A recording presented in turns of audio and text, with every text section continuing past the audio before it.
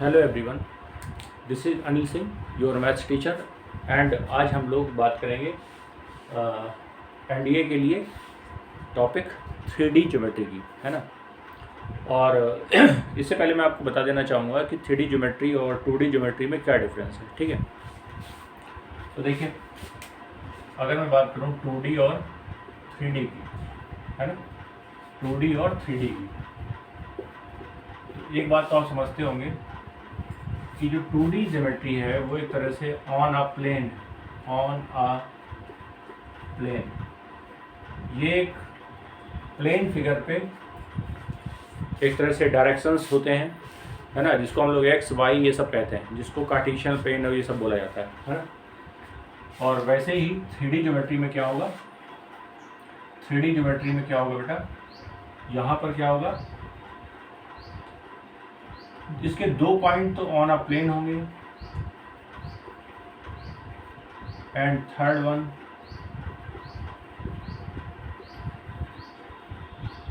On the space, in the space, ठीक है। जैसे मान लीजिए मैं इसमें बोलता हूँ कि ये एक x है और ये y है, ठीक है, ये x है और ये y है। तो ये जो डायरेक्शंस हैं, यहाँ पे जो डायरेक्शन है वो x और y डायरेक्शन है, ठीक है।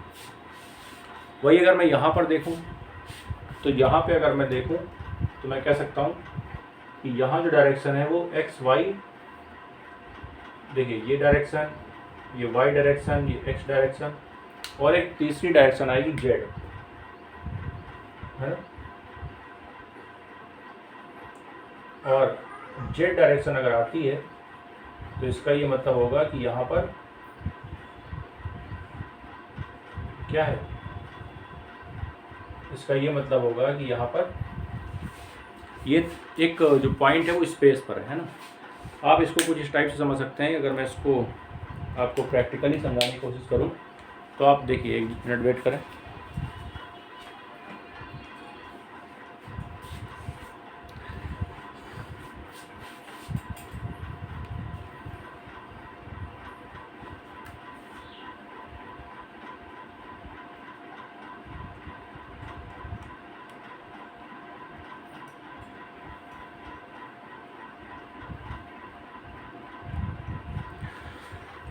ठीक है ना। जैसे मान लीजिए ये अपने पास एक्स वाई जेड तीन पॉइंट्स मैंने ऐसे ले लिए, तो देखिए होगा क्या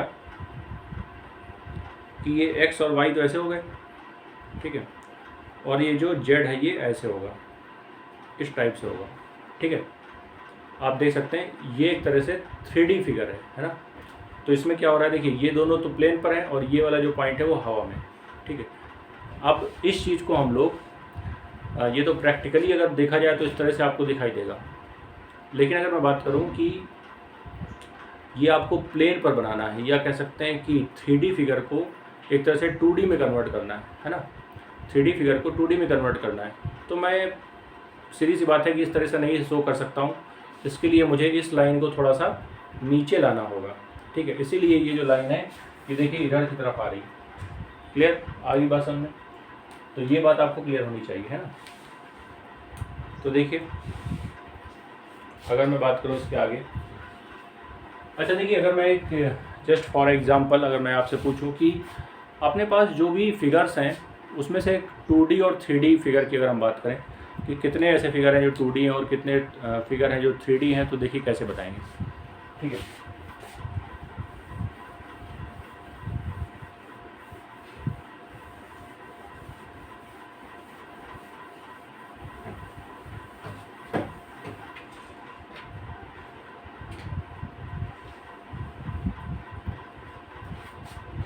जैसे मान लीजिए कि मैं बात करूं 2D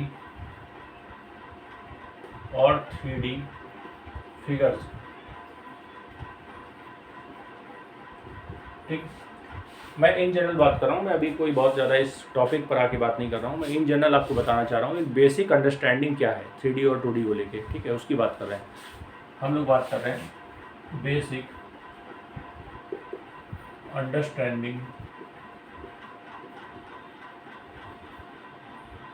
basic understanding regarding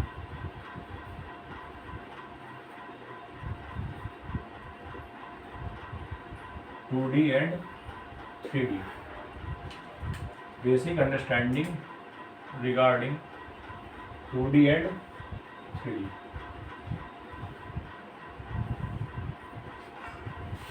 two D and three D. तो अब ये जितने भी फिगर होंगे ये सब ऑन द प्लेन होंगे।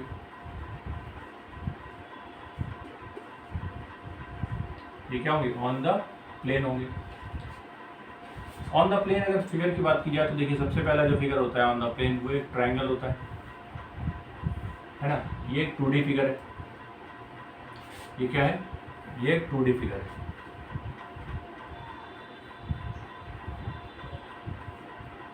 ठीक है। दूसरा अगर फिगर की बात करें तो मैं कह सकता हूँ सर्किल, ये भी 2D फिगर है। चतुर्भुज 2D फिगर है। उसके बाद जितने भी पॉलीगॉन्स हैं, है ना, जितने भी पॉलीगॉन्स हैं या कह सकते हैं all polygons are 2D figure. ठीक है, यह कह सकते हैं 2 डायमेंशनल फिगर। इसी को बोला जाता है 2 डायमेंशनल।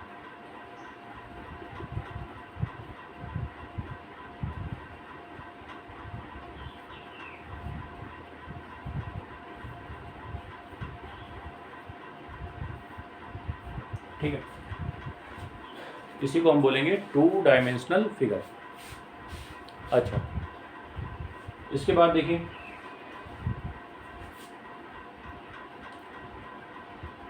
जैसे कि यहाँ पे लिखा हुआ है 2 डायमेंशनल, वैसे ही होता है 3 डायमेंशनल, है ना। तो डायमेंशन का मतलब क्या होता है? अगर मैं आपसे बात करूँ कि व्हाट इज डायमेंशन,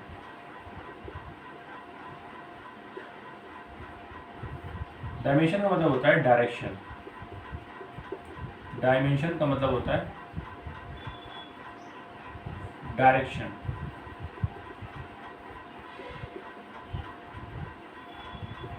है ना। डायरेक्शन का मतलब होता है दिशा, कि आखिर किस दिशा में जो फिगर्स हैं वो एक तरह से अपने डायरेक्शंस को दिखा रहे हैं, किस डायरेक्शन में है वो, है ना। वैसे ही 3D की बात करते हैं हम लोग, है ना। 3D की बात करते हैं तो इसमें होगा 3 dimensional figure. 3 dimensional,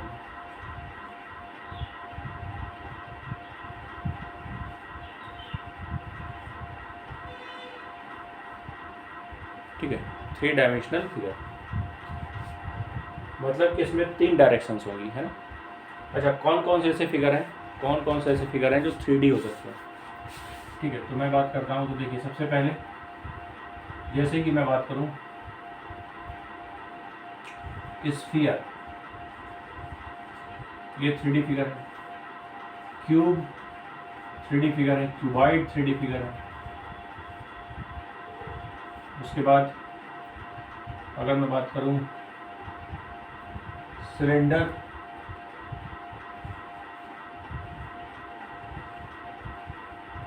three D figure है। कोन 3D फिगर है, ये भी 3D फिगर है ना। उसके बाद देखें स्फीयर हो गया, क्यूब क्यूबॉइड हो गया, सिलेंडर हो गया, कोन हो गया।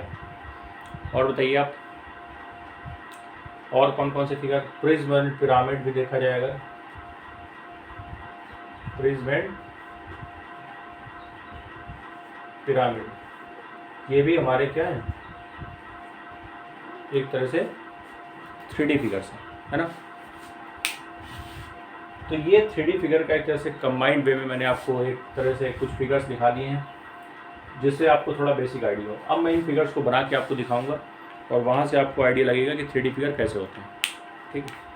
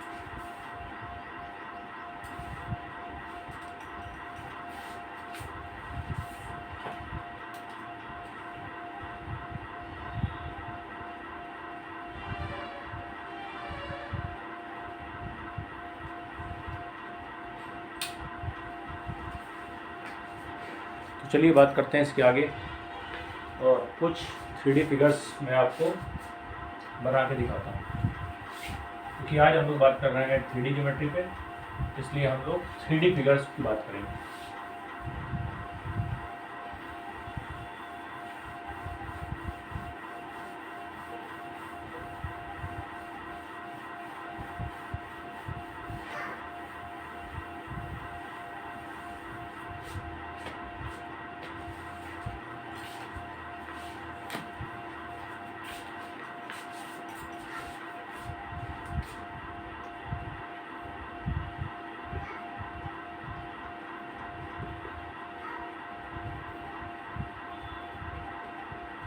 जैसे मान लीजिए,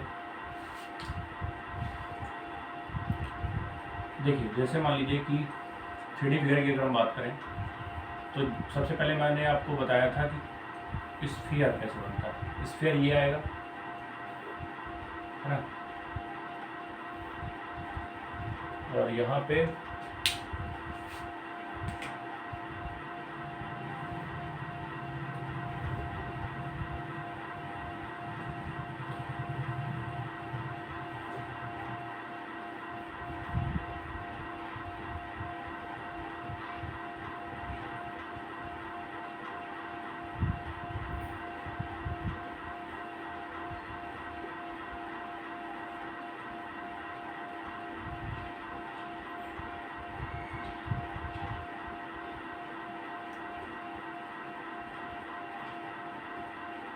ठीक है, इस टाइप से कुछ आएगा,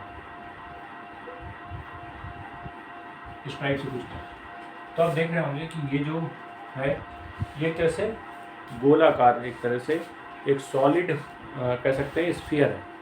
सॉलिड स्फीयर का मतलब अंदर से ठोस होगा और बिल्कुल गोल होगा, ठीक है।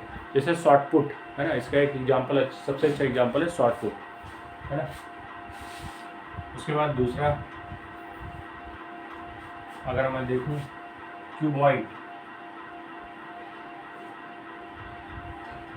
दूसरा फिगर देखिए क्या बोल सकते हैं इसको, क्यूबॉइड।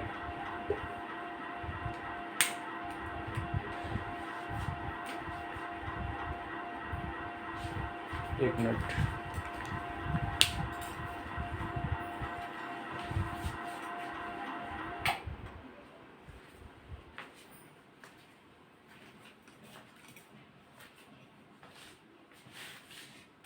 ठीक है, क्या बोलेंगे, क्यूबॉइड। तो क्यूबॉइड कैसे बनेगा,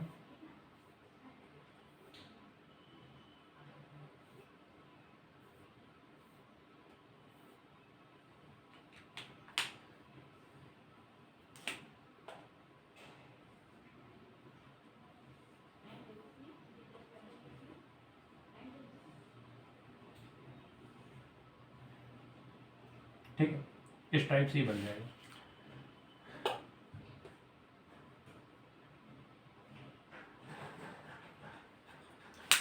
तो देखिए अब ये 3D फिगर है ना, 3D फिगर आपको दिखाई दे रहा होगा कि थोड़ा सा 3 डायमेंशनल है। ये कह सकते हैं कि जैसे मान लीजिए कि मैं आपको ये दिखाता हूँ कि जैसे मान लीजिए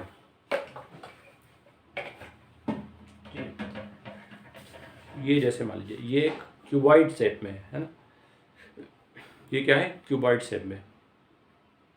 अच्छा, इसमें देखिए क्या है, ये इसकी अगर मैं इसको ऐसे रखता हूँ तो देखिए ये जो चीज़ है ये इधर है ना। ऐसे तो ये आगे की तरफ तो आ नहीं सकती, तो मैंने इसको पीछे की तरफ बनाया है, वैसे ही ये आ जाएगा, ठीक है।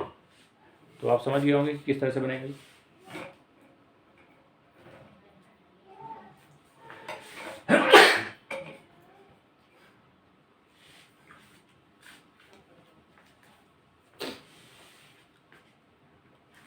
ठीक, तो इसी में होगा क्या, देखिए कि इसमें क्या होता है, 6 फेसेस होते हैं। ये देखिए एक फेस ये है, एक पीछे, मतलब कि एक तरह से अगर कोई रूम की बात करें हम, कोई एक रूम की अगर मैं बात करूँ तो रूम या हॉल है ना, तो वो एक क्यूबॉइड होता है। उसमें क्या होता है कि आमने सामने की दीवारें जो होती हैं वो सेम एरिया की होती है।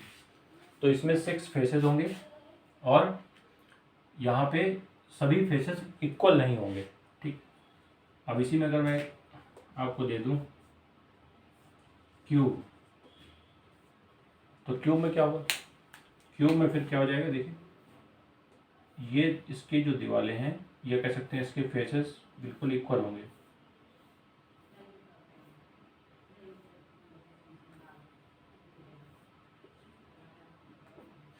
ठीक है, तो इसके जो फेसेस होंगे 6 फेसेस इक्वल, 6 फेसेस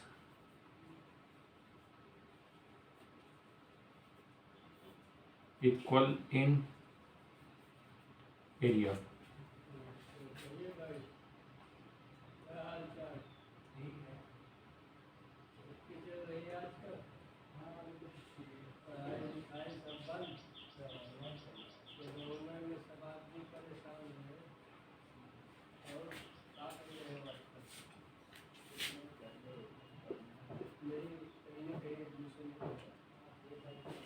इसके बाद देखिए क्या करेंगे। अगर मैं बात करूं एक फिगर सिलेंडर की,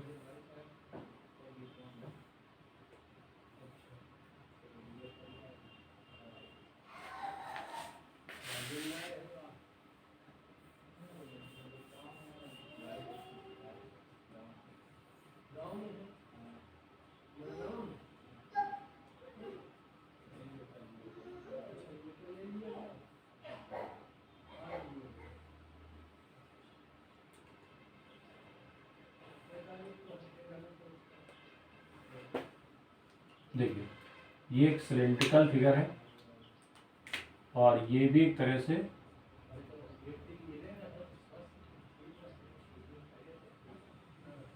थ्री डी फिगर, ये इसकी हाइट है, ये इसका आर है ना, इस टाइप से ये सिलेंडर भी एक तरह से कह सकते हैं हम, ये भी थ्री डी फिगर है।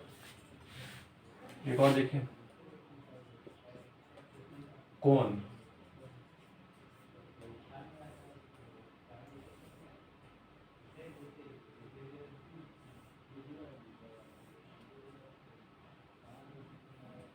ये भी एक तरह से थ्री डी फिगर है। जैसे मान लीजिए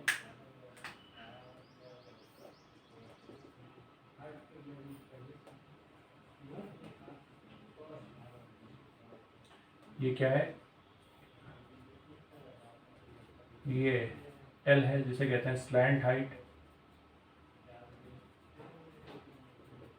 ये डायरेक्ट हाइट है ना, ये एच है, ये रेडियस है आर। दोनों का बेस क्या होगा, दोनों का बेस सर्किल होगा। ठीक है, उसके बाद देखिए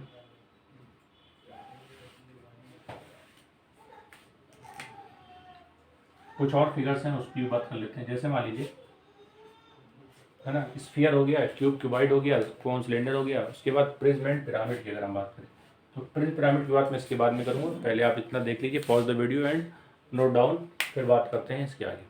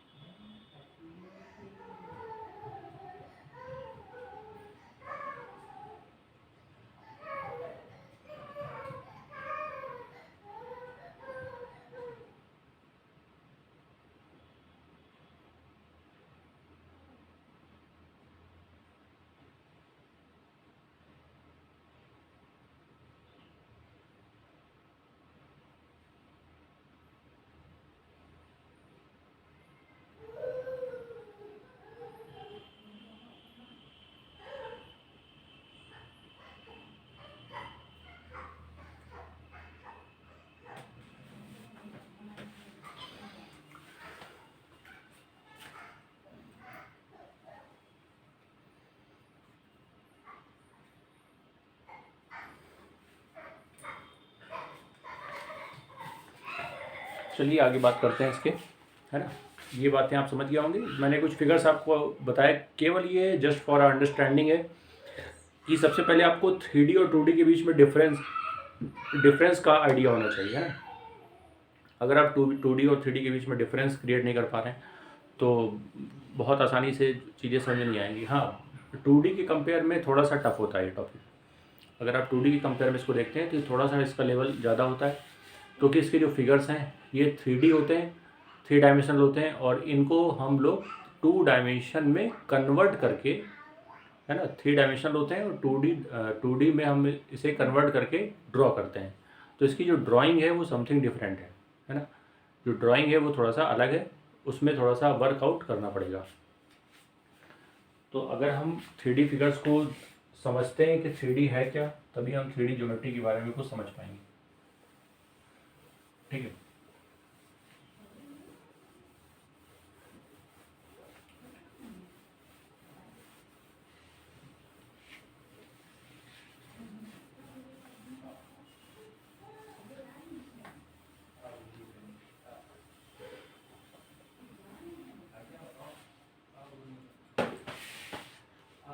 ठीक है,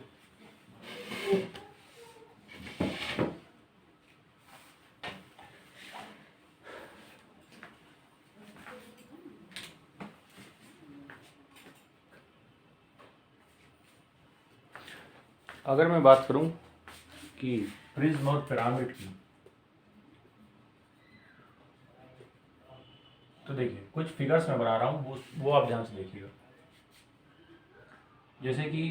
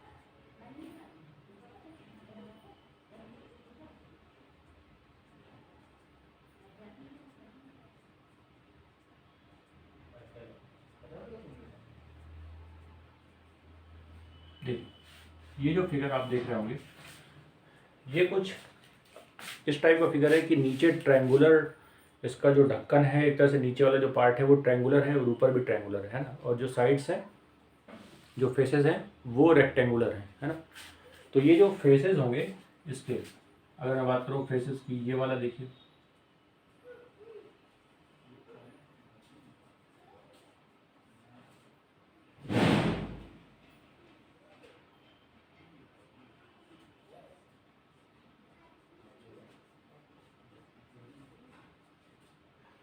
ठीक है। ये जो फेसेस हैं, देखिए ये रेक्टेंगुलर फेसेस, ये आपको समझ में आ रहा होगा, देखिए रेक्टेंगल की तरह है ना। तो ये थोड़ा सा ध्यान देना है कि जो साइड वाले फेसेस हैं ये रेक्टेंगुलर है। अच्छा, बेस में अभी ट्रायंगल है, टॉप में भी ट्रायंगल है। अब ये कोई जरूरी नहीं होता कि ट्रायंगल ही हो सकता है क्वाड्रिलेटरल हो। तो अगर क्वाड्रिलेटरल होगा तो आप बताइए,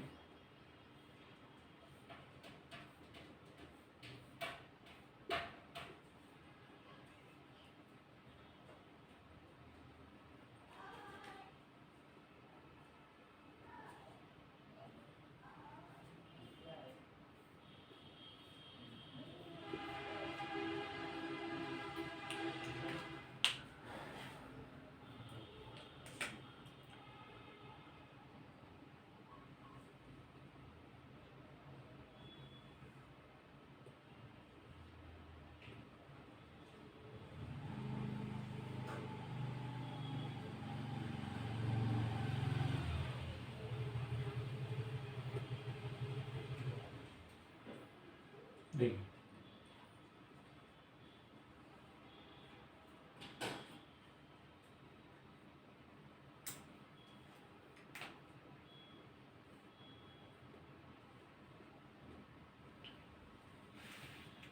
तो अब ये जो प्रिज्म बना हुआ है आपके सामने, ये एक ऐसा प्रिज्म है जिसके टॉप और बॉटम में क्या है, एक क्वाड्रिलेटरल है, ठीक है। तो ये थोड़ा सा पॉलीगॉन इंक्रीज कर गया। एक और देखिए,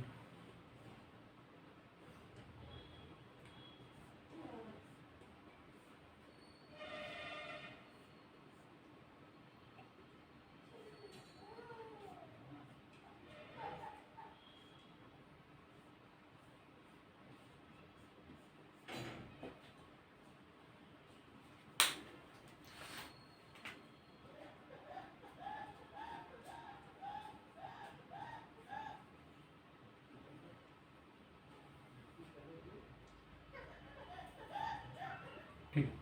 तो ये जो फिगर है ये हमारा क्या है, एक हेक्सागन बेस में, इसके टॉप और बेस में जो है वो हेक्सागन है। हेक्सागन का मतलब क्या है, एक ऐसा फिगर जिसमें 6 साइड्स हों, ठीक है।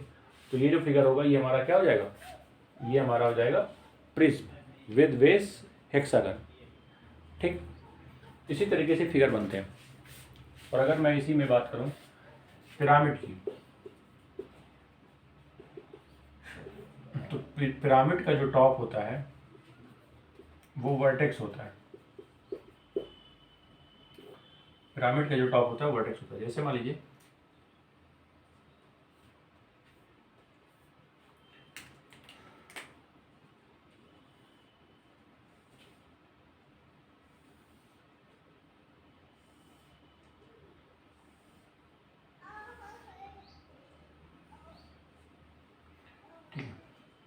ये देखिए, ये जो है फिगर, इसका बेस ट्रायंगल है लेकिन टॉप आप देख लीजिए, टॉप जो है इसका ये वर्टेक्स है ना, पॉइंटेड टॉप जो होगा ये कैसा होगा,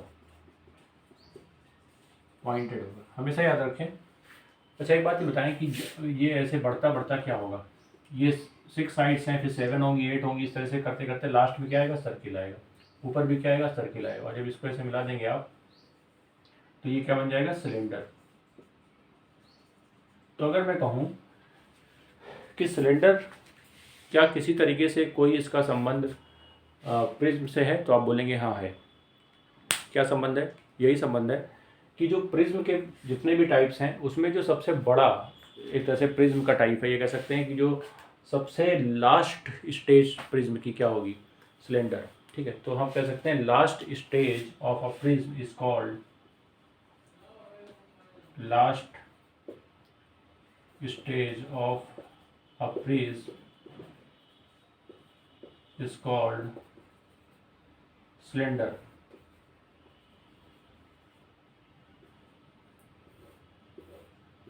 ठीक है। Last stage of a prism is called cylinder, ठीक है। वैसे ही इसमें देखिए, अगर मैं इसमें क्वाड्रिलेटरल ले लूं,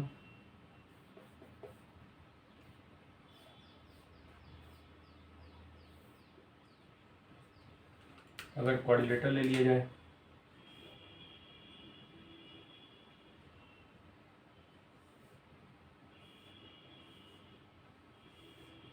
ठीक, तो ये देखिए इसका सिरा जो है ये पॉइंटेड है, वर्टेक्स है, और ये जो फिगर है हमारा, ये बेस में इसके क्या है, चतुर्भुज है।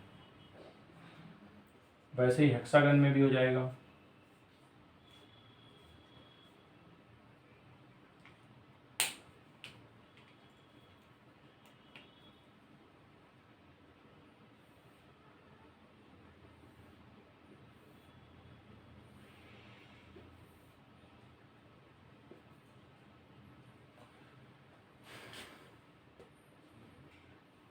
ठीक है।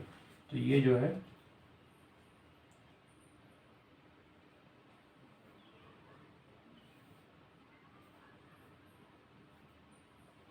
ये हमारा हेक्सागोनल पिरामिड है, हेक्सागोनल पिरामिड है। और लास्ट में ये देखिए क्या बन जाएगा, चलते चलते सर्किल बन जाएगा, और ये बन जाएगा कॉन। तो हम ये कह सकते हैं कि अगर last stage of a pyramid की बात करें हम, last stage of a pyramid is called कोन।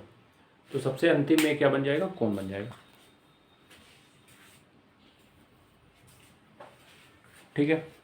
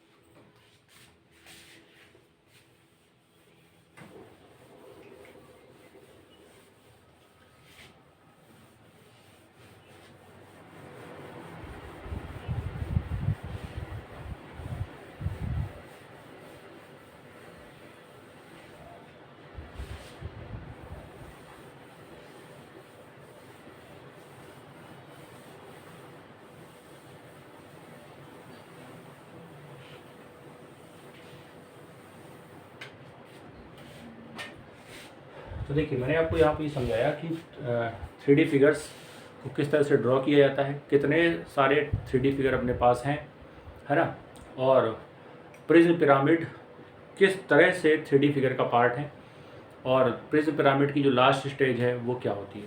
ठीक। अच्छा, एक बात और ध्यान दें कि पिछली क्लास में कुछ हाइपरबोला का पार्ट रह गया था। अच्छा, यहाँ से मैं आपको अभी 3D का जो पोर्शन है वो रोक रहा हूँ। अगली क्लास में मैं 3D को आपको कंटिन्यू करूँगा, जो कोऑर्डिनेट ज्योमेट्री की 3D है उसकी बात करूँगा, है ना। आज तो मैंने आपको बेसिक्स अंडरस्टैंडिंग के बारे में बताया, 3D के फिगर्स को कैसे आइडेंटिफाई करते हैं, है ना।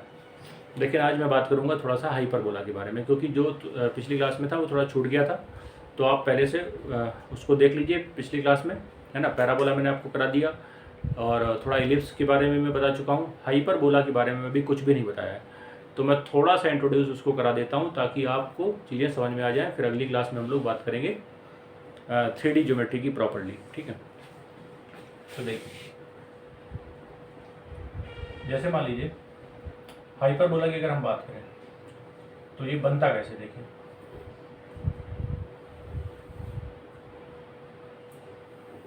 ये हमारा,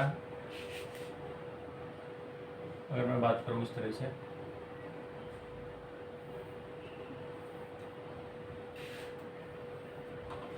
ये मेरा हाइपरबोला है, ठीक है। अच्छा, इसको बोलते हैं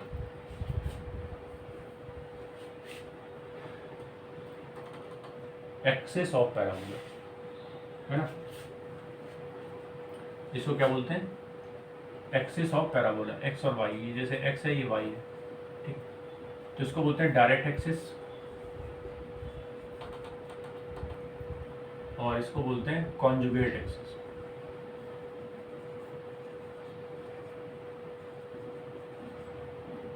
और दोनों को मिला के बोला जाता है principal axis.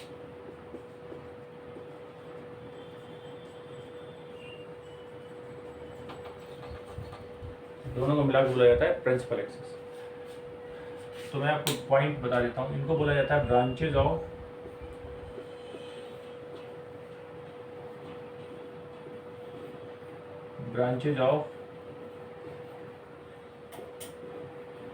Hyperbola, branches of hyperbola. उसके बाद ये होता है सेंटर, मतलब फोकस, है ना। अच्छा, ये ध्यान दें कि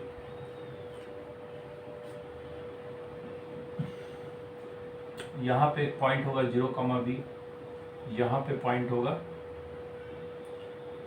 यहाँ पे पॉइंट होगा 0, ठीक है।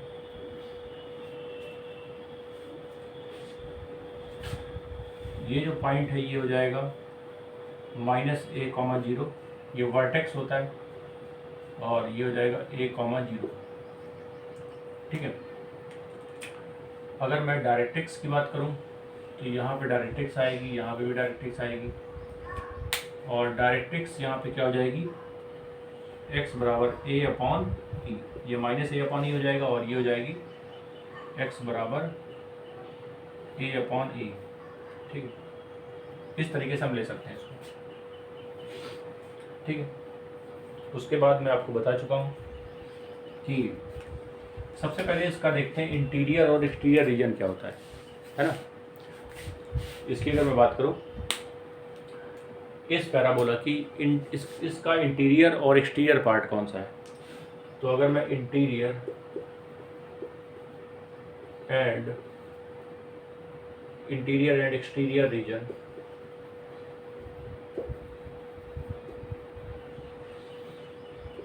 एक्सटीरियर और इंटीरियर रीजन की बात करूं तो देखिए, इंटीरियर और एक्सटीरियर रीजन पता कैसे चलता है कि कौन सा इंटीरियर है कौन सा एक्सटीरियर। तो देखिए होता क्या है कि जैसे मान लीजिए कोई कर्व है ना।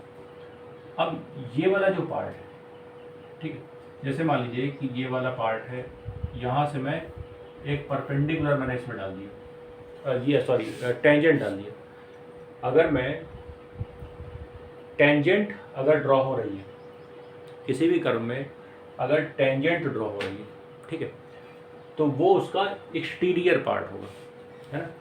जैसे ये वाला है, यहाँ से टेंजेंट ड्रॉ हो रही, तो टेंजेंट हमेशा बाहर से होती है, अंदर से टेंजेंट ड्रॉ नहीं हो सकती है। तो वैसे ही अगर मैं देखूँ तो टेंजेंट ड्रॉ अगर करना है तो यहाँ से कर सकते हैं, है ना। देखिए टेंजेंट यहाँ से ड्रॉ हो रही है, क्लियर।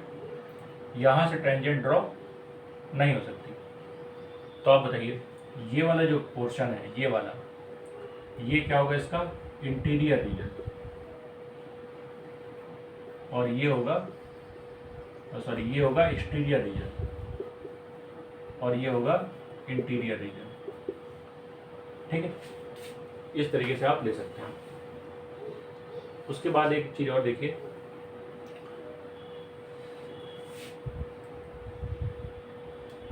एक चीज़ और देखें, अगर एक ऐसी लाइन में ड्रॉ कर दूं, इसमें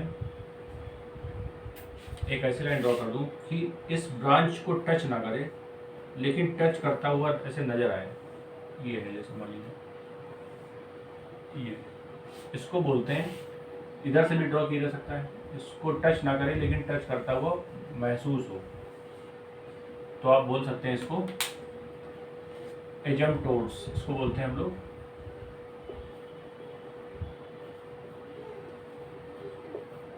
एजम्प्टोड्स। एजम्प्टोड्स क्या होती, एक ऐसी टेंजेंट जो ब्रांचेस को या कह सकते हैं हाइपरबोला को इनफाइनाइट में टच करे। सच अ टेंजेंट, हम इसके बारे में लिख सकते हैं, such a tangent which will touch the hyperbola at infinite।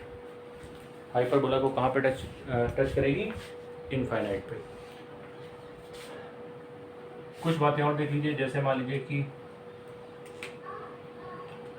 ये कोई ऐसी लाइन बना दी जिसको बोलते हैं कॉर्ड, और यही कॉर्ड अगर बीचों बीच इससे जा रही है तो इसको बोलते हैं फोकल कॉर्ड। ठीक, इसको बोलते हैं फोकल कॉर्ड। वैसे इसको देख लीजिए आप, अच्छा ये क्या है, फोकस है। कोई ऐसी लाइन या डायरेक्ट लाइन खींचेंगे तो अगर इससे जाएगी तो इसको बोलते हैं फोकल कॉर्ड, इधर भी आ जाएगा उधर भी आ जाएगा। ठीक, अच्छा तो ये कुछ मैंने बेसिक पॉइंट्स आपको बताया। ठीक है, चलिए अब बात करते हैं इसके आगे।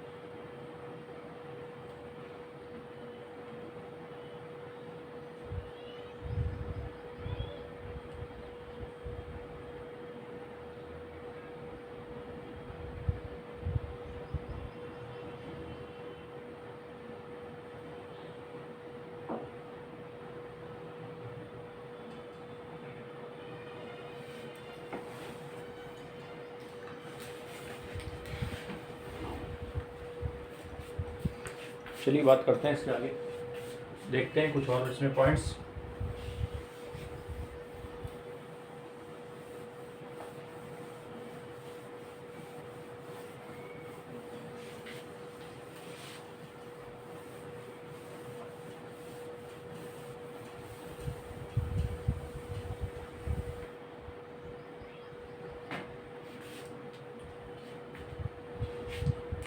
जैसे मान लीजिए कि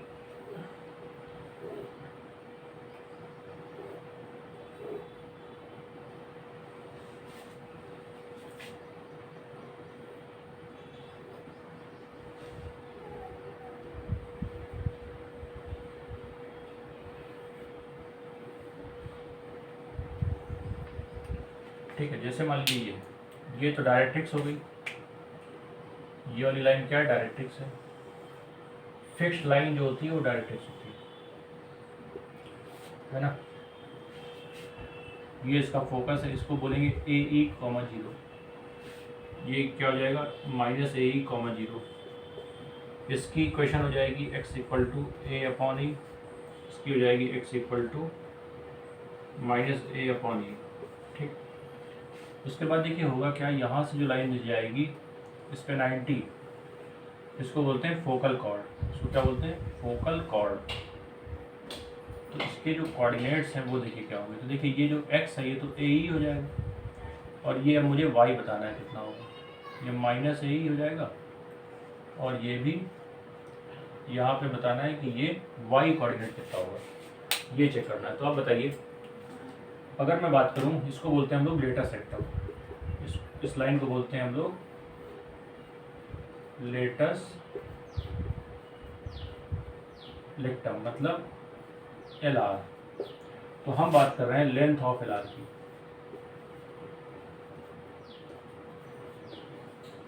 हम बात कर रहे हैं लेंथ ऑफ LR की। देखिए कैसे करेंगे इसको, आप बताइए। सबसे पहले तो बात करते हैं इक्वेशन ऑफ हाइपरबोला। इक्वेशन इसकी होती है x square upon a square minus y square upon b square equal to 1। अच्छा, एक चीज़ और देख लीजिए कि जो इसका ई होता है, इसेंट्रिसिटी, वो हमेशा क्या होता है, इसेंट्रिसिटी का मतलब क्या होता है, देख लीजिए। फोकस है, जैसे ये फोकस से यहाँ पे कोई पॉइंट मूविंग पॉइंट है, और ये यहाँ से दूरी है ना। ये मान लीजिए P है, ये F है, ये L है। तो PF अपॉन जो PL होता है उसी को बोलते हैं इसेंट्रिसिटी। तो आप देख सकते हैं कि अगर मैं बात करूं, है ना, PL अपॉन PF होगा। तो ये बताइए क्या ये इसेंट्रिसिटी कहलाएगी। और हाइपरबोला की इसेंट्रिसिटी हमेशा क्या होती है, ग्रेटर देन 1 होती है। ग्रेटर देन क्या होती है, 1 होती है। तो अगर आप देखिए यहाँ पे x के कोऑर्डिनेट ए ई को मैं अगर यहाँ पे रिप्लेस कर दूँ तो ये जाएगा a square e square upon a square minus y square upon b square equal to 1। थोड़ा और सॉल्व करेंगे तो आप देखिए क्या जाएगा, थोड़ा सा देखिए कट जाएगा क्या, ये देखिए कट रहा है क्या। तो ये क्या बचा, e square minus e square बराबर, देखिए क्या बचा, स्क्वायर बराबर बचा 1 plus y square upon b square, यही बचा। तो ई बराबर क्या हो जाएगा, रूट, क्या हो जाएगा, रूट, है ना। इस तरह से आप ले सकते हैं इसको, ठीक। तो देखिए यहाँ पे क्या हो रहा है, थोड़ा सा और देख लीजिए। यहाँ पे अगर मैं रखता हूँ ए स्क्वायर ई स्क्वायर तो ये दोनों कट जाएगा, है ना। तो केवल क्या बचेगा, ई स्क्वायर। अच्छा, अगर मैं बात करूँ, मुझे क्या चाहिए, मुझे तो वाई स्क्वायर चाहिए। जरा देखिए वाई स्क्वायर कैसे निकालेंगे। तो ये आ जाएगा e square minus y square upon b square equal to 1, है ना। तो ये इधर आ जाएगा, तो e square minus 1 equal to y square upon b square, है ना,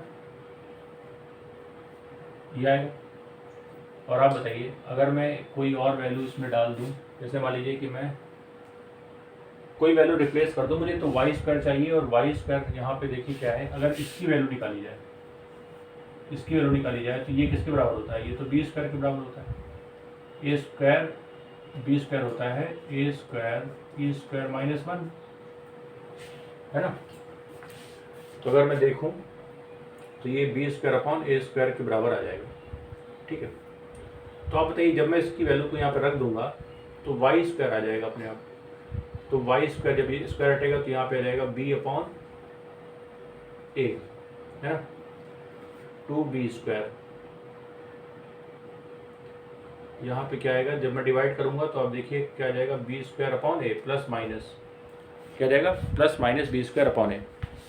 तो जब मैं यहाँ पे देखूंगा तो यहाँ पे तो बी स्क्वायर अपॉन ए ही आएगा प्लस का, और यहाँ माइनस का बी स्क्वायर अपॉन ए आएगा। तो देखिए जब मैं पूरी लेंथ की बात करूंगा तो ये आ जाएगा 2b square upon a square, है ना, 2b स्क्वायर अपॉन ए।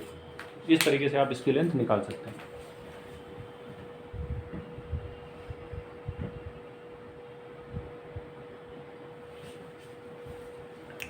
ठीक है, इस तरीके से आप इसकी वैल्यू निकाल सकते हैं। और ध्यान दें,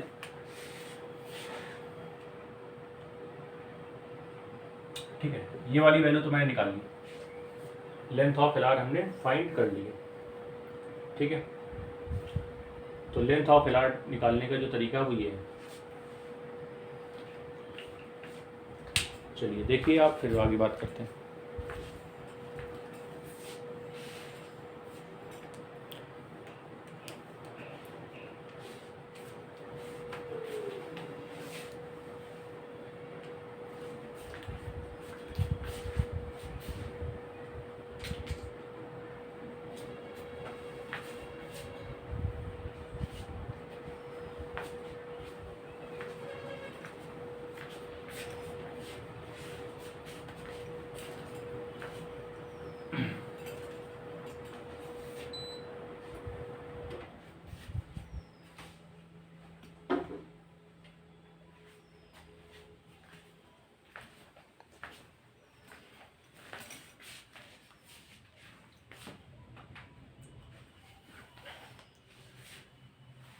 तो ठीक है, चलिए, आई थिंक मैं समझता हूँ कि आपको चीज़ें क्लियर हो गई होंगी। और जो भी ये पॉइंट्स हैं आप थोड़ा सा इसको रिवाइज करिए, ठीक है। तो तीनों को इंट्रोड्यूस करा दिया गया है, हाइपरबोला और एलिप्स और पैराबोला, ठीक। अगली क्लास में हम लोग 3D ज्योमेट्री को कंटिन्यू करेंगे। आज के लिए इतना ही, थैंक यू सो मच।